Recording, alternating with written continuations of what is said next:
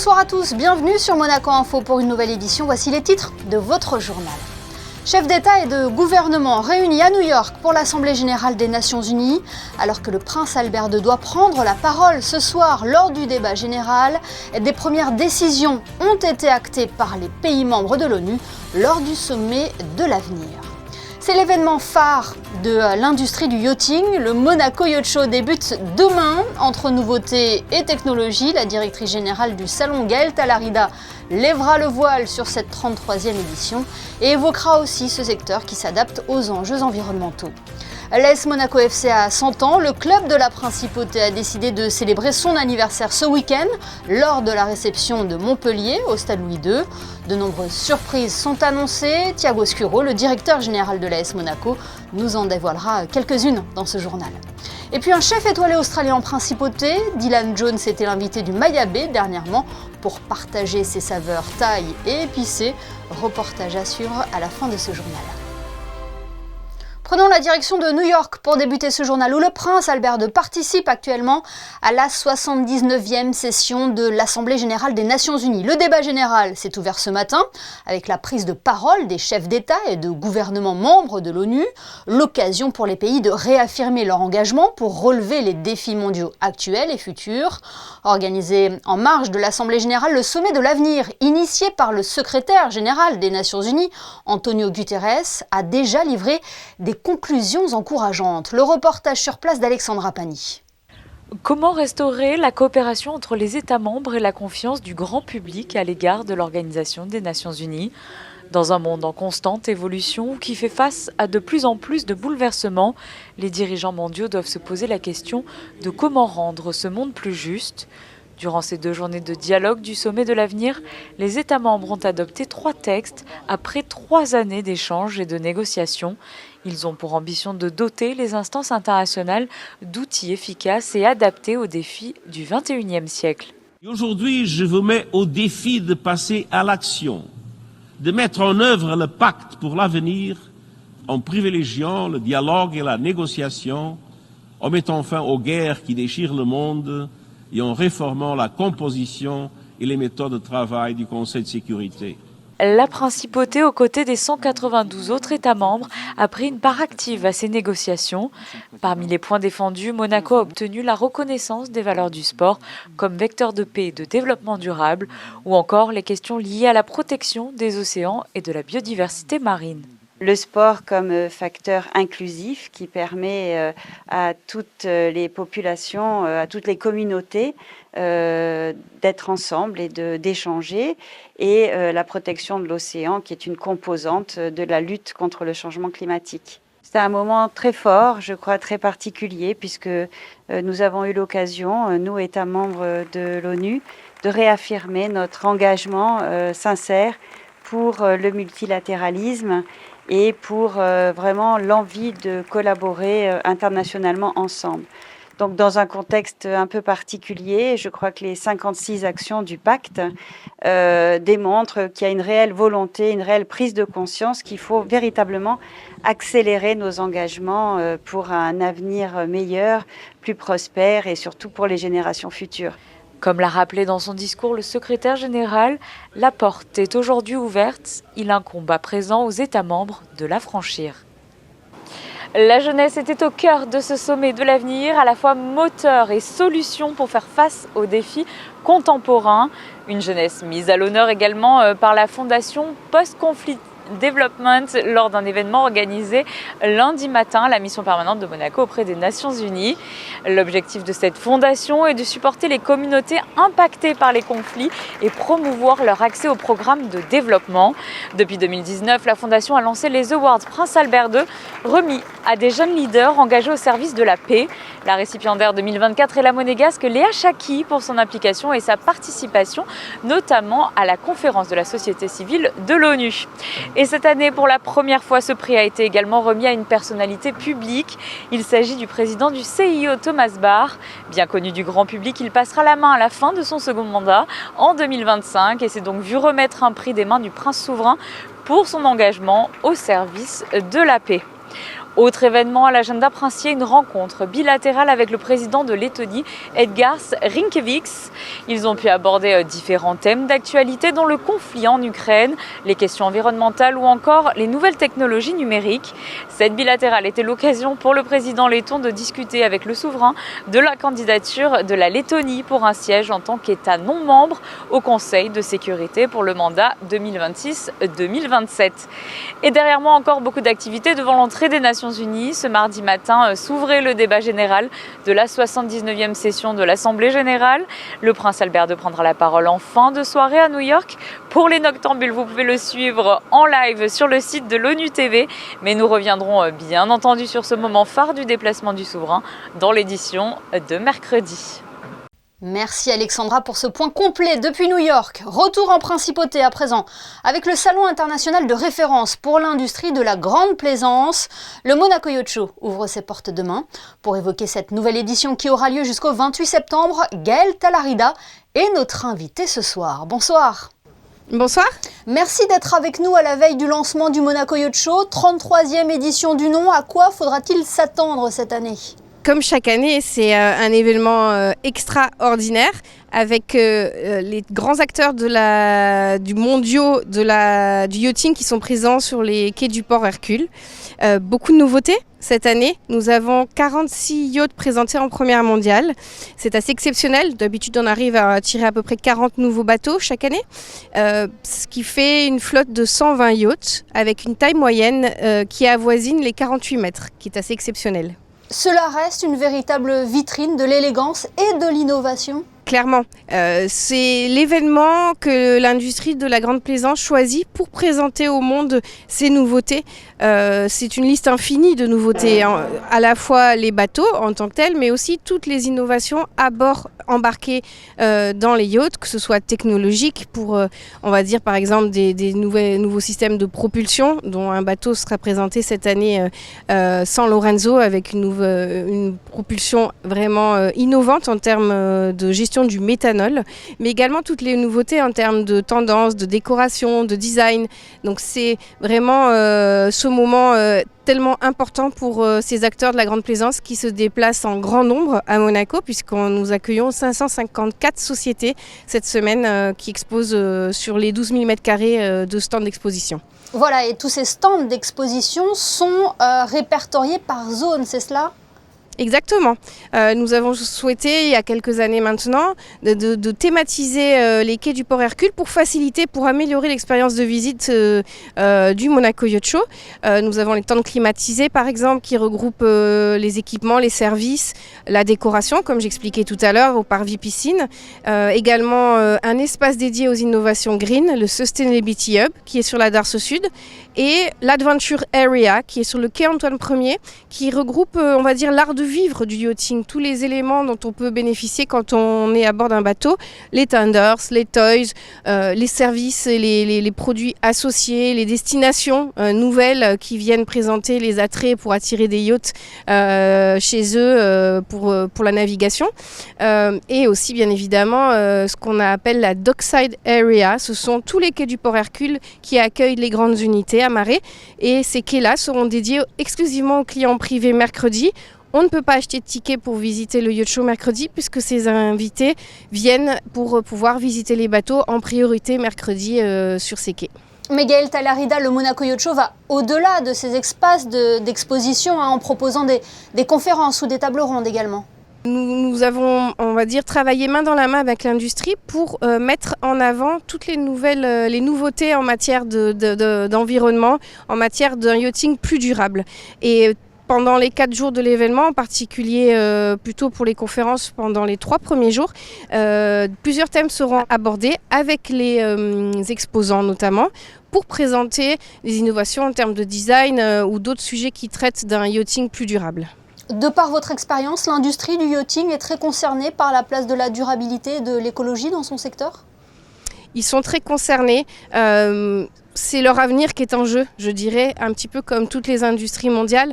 Ils se doivent d'innover, ils se doivent de transformer cette industrie pour répondre aux attentes d'une clientèle qui est très exigeante et qui en fait souvent un pilier de leur projet de nouveaux bateaux.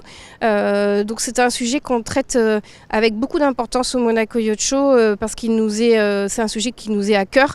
Et en tant qu'organisateurs, nous-mêmes travaillons main dans la main, notamment avec les autorités monégasques. Nous avons signé le pacte de transition énergétique en 2022 pour pouvoir produire un yacht show plus éco-responsable. On a beaucoup de sujets qui sont traités sur la mobilité, sur l'énergie, puisqu'on a ici des bateaux qui sont connectés à l'électricité. On a aussi besoin de beaucoup d'électricité sur les stands. Donc on travaille tous les ans pour faire du Monaco Yacht Show un événement plus durable. Gaëlle Talarida, les chiffres que vous nous avez cités en début d'entretien prouvent que Monaco reste la première destination de la Grande Plaisance ? C'est véritablement ce que l'industrie appelle la capitale mondiale du yachting. Le secteur est extrêmement bien représenté en principauté. Nous avons fondé avec les professionnels du yachting, un peu plus de 200 sociétés, le Cluster Yachting Monaco, il y a 10 ans maintenant. Et c'est un vecteur d'emploi fort puisqu'on est à peu près à 1600 personnes employées dans ce secteur à Monaco. Et au-delà de ça, c'est un endroit naturel pour les super yachts, ce port en eau profonde qui est le port Hercule, qui est un véritable écrin pour accueillir ces super yachts. Et surtout la Méditerranée, la Côte d'Azur, un lieu phare pour ces propriétaires de bateaux qui viennent toujours avec beaucoup de plaisir puisqu'ils bénéficient ici sur la Côte d'Azur et en particulier à Monaco d'un service très haut de gamme dans les restaurants, dans les hôtels, un programme d'activités très dense, en particulier pendant l'été. Donc clairement, oui, on peut dire que Monaco est la capitale du yachting. Oui, Monaco justifiera cette réputation de capitale du yachting avec le Monaco Yacht Show qui aura donc lieu du 25 au 28 septembre. Merci beaucoup Gaëlle Talarida d'avoir été notre invitée ce soir. Merci, au revoir. Au revoir.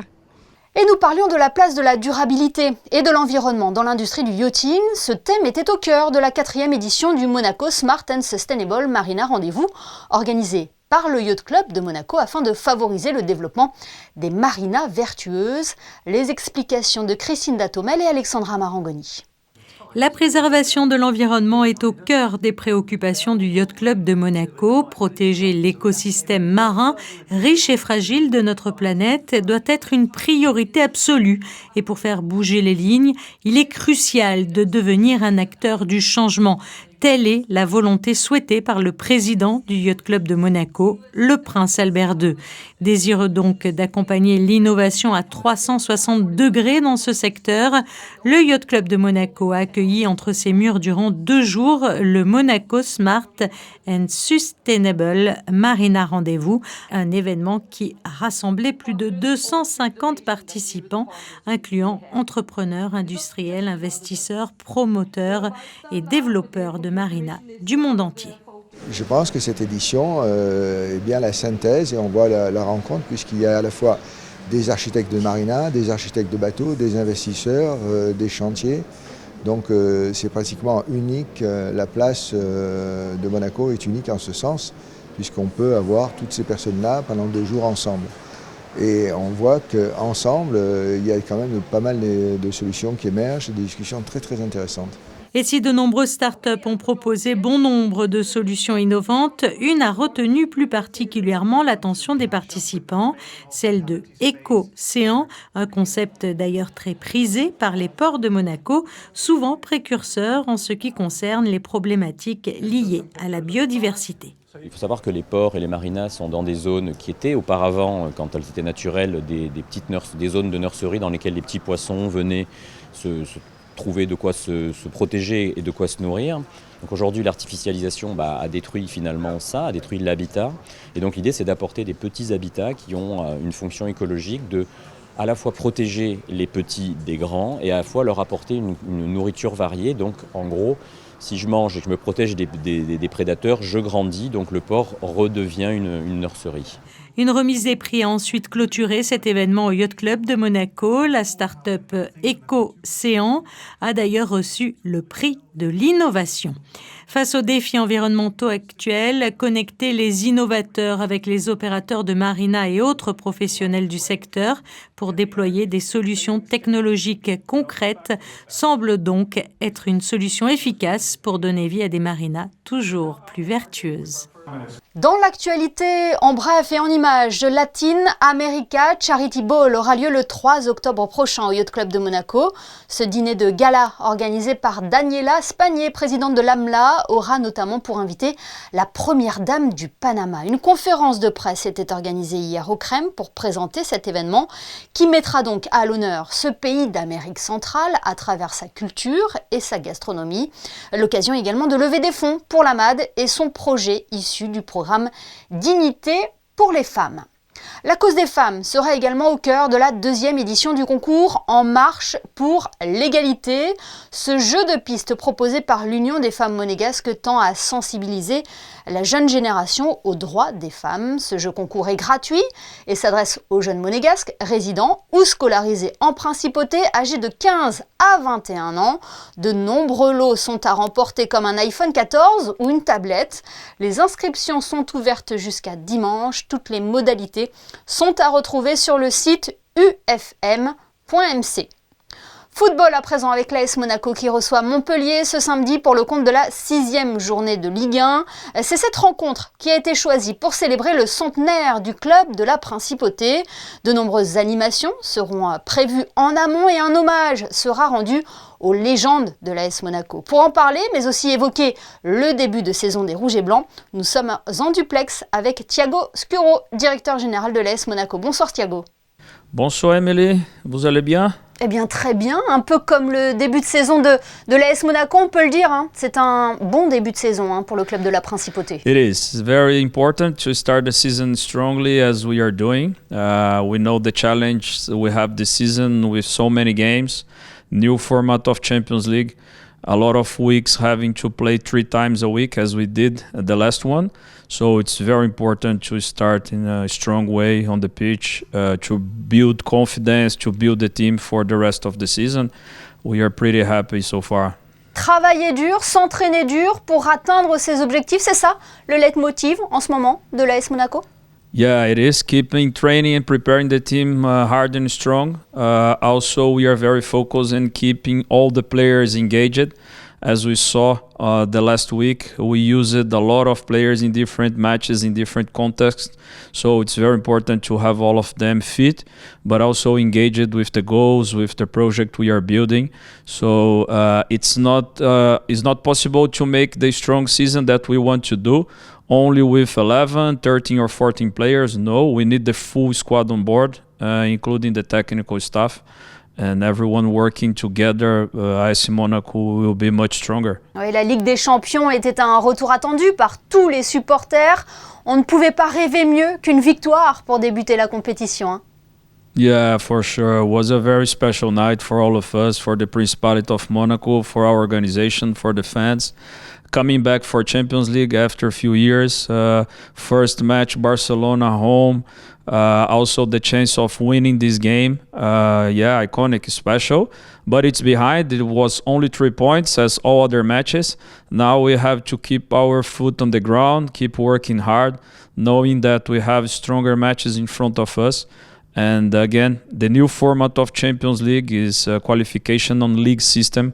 So as much as points we collect during this journey, better will be our future. So yeah, iconic night. We celebrated a lot, but it's back on the past. Now we have to keep building ourselves in front of us. Et ce retour en Ligue des Champions, Thiago Scuro, coïncide avec les 100 ans du club.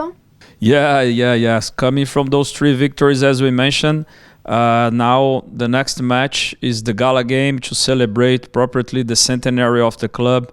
We're gonna have a home match with a lot of attractions. We are inviting the whole community of Monaco, the cities around, to come to the stadium to celebrate with us. A lot of attractions. And a special jersey being used by our players only for this game, only one game. Which we are pretty sure that the fans and all the supporters from AS Monaco will enjoy a lot. come to the stadium this weekend to celebrate AS Monaco centenary season, which is going to be very special. Et quel sera justement le programme samedi? Well, the program includes attractions before the game. We're going to be hosting some legends of our club, former players, former coaches, to have the opportunity to celebrate their moment in the club in front of the stadium. Also, some attractions which is going to be surprising to our fans at the stadium. Before and after the game, we're going to have an exhibition of the trophies of the club, including the iconic jerseys from the past. We are working a lot in different directions to make our fan pleasure to be there. That's why we hope that everyone wear your rouge and bleu to be at the stadium this weekend to celebrate with our players this special night.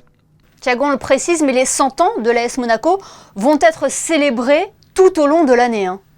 Yeah, already started actually. As we already mentioned in a few opportunities, we just launched the book of the centenary of the club, which is a very special material which everyone can find in one of our shops.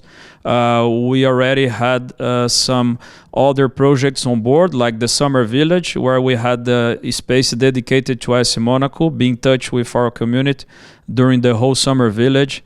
Also some ticket offers that we proposed looking to the centenary. For this weekend especially, tickets starting on 10 euros. If you buy one ticket, you get another one for free to bring a friend or a family member. We hope to have our stadium, the environment in a very, very good level. And as you mentioned, looking in front, even after this game, we have a lot of other projects coming to celebrate the century of the club, the whole season. And of course, keeping ourselves strong off the pitch makes this celebration even better. Et rendez-vous dès samedi pour célébrer les 100 ans du club au stade Louis II. Merci beaucoup Thiago Sciuro d'avoir été notre invité ce soir sur Monaco Info. Thank you so much. It was a pleasure to us. Thank you. Le reportage qui va suivre va vous donner l'eau à la bouche. Du 20 au 24 septembre, le chef étoilé australien Dylan Jones est venu partager son savoir-faire en principauté. Un mélange de saveurs thaï et d'authenticité. Frédéric Elion et Alexandra Marangoni vous emmènent dans cette expérience gastronomique unique. Pendant 5 jours, du 20 au 24 septembre, le Mayabé proposait une expérience gastronomique unique. Des plats à 4 mains préparés par le chef de l'établissement, Christophe Dupuis et sa brigade, accompagnés en cuisine par le chef étoilé australien Dylan Jones, référence de la cuisine thaï durable. On l'avait déjà rencontré en 2019, il était déjà venu chez nous. On avait fait un premier partenariat, mais c'était plus une genre de formation, découvrir d'autres choses et nous faire avancer, parce que rien n'est acquis. Et là, cette fois-ci, on a fait venir, mais cette fois-ci, on en fait profiter les clients avec des plats signatures de sa carte. Ça fait plaisir à toute l'équipe parce que c'est un chef australien qui représente la cuisine thaïlandaise et moi, je suis français et je représente le Mayabé qui est une cuisine thaïlandaise aussi. Donc ça veut dire qu'il y a un partage et il amène cette culture et ces saveurs qu'on a nous aussi à tous les jours. Ambassadeur de l'alimentation durable, Dylan Jones propose une cuisine authentique dans le respect des traditions thaï ancestrales, tout en ajoutant une touche de créativité. We believe that Thai food is something that's very special and we would like to share that with the rest of the world. So we try and bring in an experience to Monaco or to the French Riviera that maybe they haven't seen before. We have a wonderful deep fried salad of eggs, which is a little bit fresh and spicy. We have the deep fried chicken. We've brought our green curry of salted beef ribs. So the beef is salted and then braised for like several hours so it's nice and soft. And we have hand pounded our curry paste, and each day we're making our coconut cream in the morning. So it's super fresh, super fragrant, and really it brings a bit of a chili kick. Dylan Jones a proposé 10 de ses plats signatures sur les services du midi et du soir. Connaissez-vous le Qigong? Il s'agit d'une pratique ancestrale chinoise qui allie souplesse et énergie, le tout dans une concentration proche de la méditation. Christine Datomel et Camille Caloni se sont rendues au spa de l'hôtel Métropole où des séances de Qigong sont proposées. Voyez leur reportage. Les bienfaits du Qigong sont nombreux car si la concentration mentale et la méditation sont essentielles pour pratiquer cet art martial, la régulation de l'esprit engendrée permet quant à elle de réduire le stress, d'apaiser l'esprit et d'améliorer la clarté mentale. Le Qigong, c'est une technique corporelle énergétique qui vient de Chine, qui est issue de la médecine traditionnelle chinoise. Tous les mouvements qui sont proposés, de par leur lenteur, vont permettre à la personne de relâcher ses tensions, qu'elles soient au niveau du corps ou aussi les tensions émotionnelles, psychologiques. Le stress se réalise dans le corps, mais il a toujours une origine mentale en fait. C'est une technique énergétique puisque Qigong, Qi veut dire énergie et Kong veut dire travail ou technique. Donc Qigong, on est dans une technique énergétique qui va utiliser des mouvements corporels pour aller chercher autre chose, pour aller contacter une autre réalité de nous-mêmes en fait. Une séance dure en moyenne 1 heure durant laquelle vous enchaînerez donc des mouvements lents associés à la respiration. Le travail sur le souffle et l'énergie interne étaient déjà pratiqués par les sages de l'Antiquité. Le Qigong a donc grandement influencé le développement de la médecine chinoise traditionnelle de nos jours. Un reportage très relaxant. Un mot à présent sur l'association culturelle italo-monégasque Il Teatro della Vita. Tout au long de l'année, cette association organise plusieurs événements dont la devise est la conscience de la connaissance. Pour innover, Il Teatro della Vita lance aujourd'hui son tout premier concours, le Monte Carlo Photo Contest. Paolo Mosti, co-organisateur de ce concours, vous en dit plus. Il est au micro de Fabien Bonilla. Il est un concours photographique international ouvert à photographes professionnels et amateurs de tous les pays du monde. Et il a 4 catégories, beauty and glamour, typiquement monégasque, paysage, street et en catégorie libre. Ça pour donner la possibilité à tous les photographes d'exprimer complètement l'art photographique. Il a environ 500 participants et dans une trentaine de pays. Nous sommes heureux parce que, à part Monaco et l'Europe, nous avons des photographes des États-Unis, de l'Inde, de la Chine, de la Polynésie française, d'Aruba, de l'Ukraine, un photographe de l'Iran. Il est très ouvert. Le 30 septembre, il ferme la participation et la jury, qui est composée de 4 photographes et 2 très très importants, il va juger les photos et les vainqueurs sont déclarés à moitié d'octobre et à la fin de novembre, il a la remise de prix à Monaco. Et si vous désirez participer à ce concours, vous avez jusqu'au 30 septembre minuit pour envoyer vos photos. Plus de renseignements sur le www.montecarlophotocontest.org. Place à présent à vos prévisions météo. Pour cela, Crisinda Tomel nous a rejoint en studio. Bonsoir Crisinda. Est-ce que le soleil sera de retour pour la journée de mercredi ? Eh bien, il fera beau demain, Émilie. Le soleil est prévu le matin, l'après-midi. Les températures seront comprises entre 16 et 21 degrés. Et puis sinon, demain, nous souhaiterons une bonne fête à tous les Hermann. Merci Crisinda et merci à vous de nous avoir suivis. Ce journal est à présent terminé, mais l'information continue sur notre site internet et nos réseaux sociaux. On se quitte avec les photos de Manuel Vitali et les derniers préparatifs du Monaco Yacht Show avant son ouverture demain. Passez une excellente soirée sur Monaco Info.